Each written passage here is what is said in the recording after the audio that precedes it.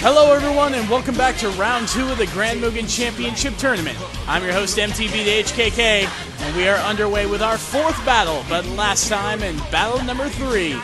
The Martian Manhunter defeated Cyborg, proving that the original Justice League members are truly the best ones.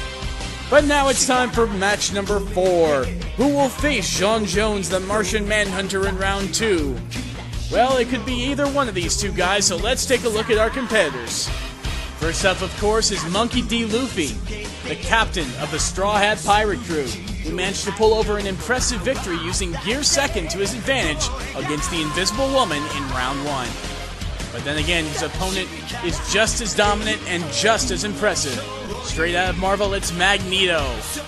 In one of the 3 matches where cartoon logic would not prevail, Ed could not finish the job against Magneto, allowing for the Master of Magnetism to advance to round 2 here today. But now it is time for the official matchup. So who's gonna face J'onn J'onzz? It's Monkey D. Luffy versus Magneto. Here we go! The following matchup will take place on the Sabadi Archipelago in front of the Thousand Sunny from One Piece.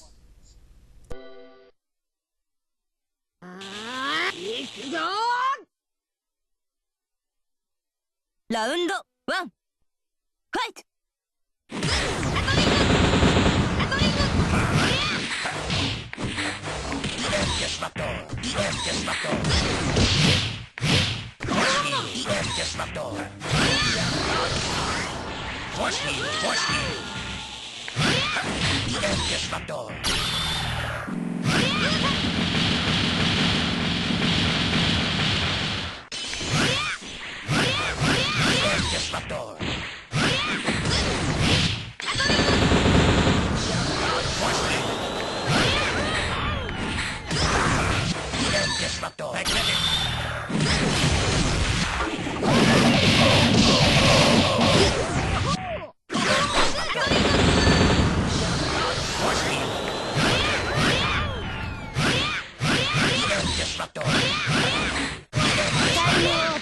You are beaten.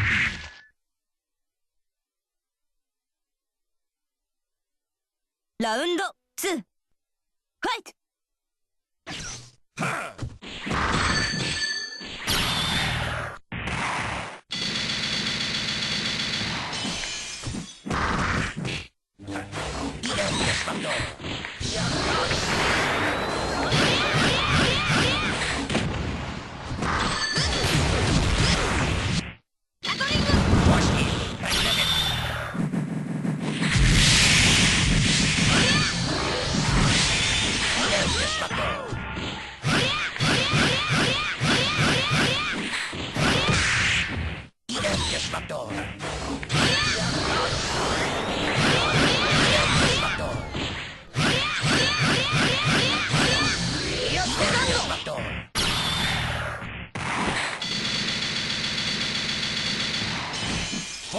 Force you.